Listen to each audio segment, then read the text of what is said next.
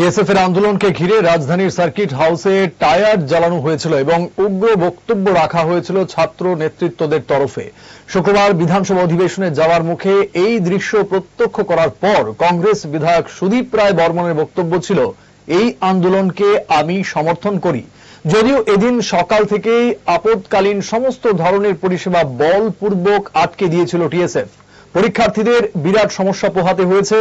এ প্রসঙ্গে সংশ্লিষ্ট রাজনৈতিক মহলের অভিমত, বিরোধী রাজনৈতিক দলের বিধায়ক সুদীপ রায় বর্মনের এই প্রতিক্রিয়া টিএসএফ কে আরো ইন্ধন দিয়েছে কিংবা উস্কানি দিয়েছে। জনস্বার্থ যেখানে ছাত্র আন্দোলনের নামে পদদলিত হচ্ছে এবং যেখানে আপদকালীন পরিষেবা সংকটের মুখে পড়ছে, সেই জায়গায় উচিত ছিল সুদীপ বাবুদের জনস্বার্থে কিছু করার, কিন্তু ছিদ্রান্বেষী রাজনৈতিকরা তাদের পুরনো চিন্তা চেতনাকেই কিন্তু ধরে রাখলেন। They have been demanding since long, our party too has been demanding since long that we support Roman script as a script for Kokborok language.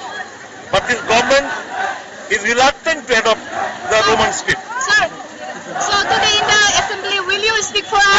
I have already spoken last time also. Obviously, I am the only person who is speaking in favor of this Kokborok language. Last time you had raised this issue. Absolutely, I had raised, and other legislators unfortunately were silent on this matter.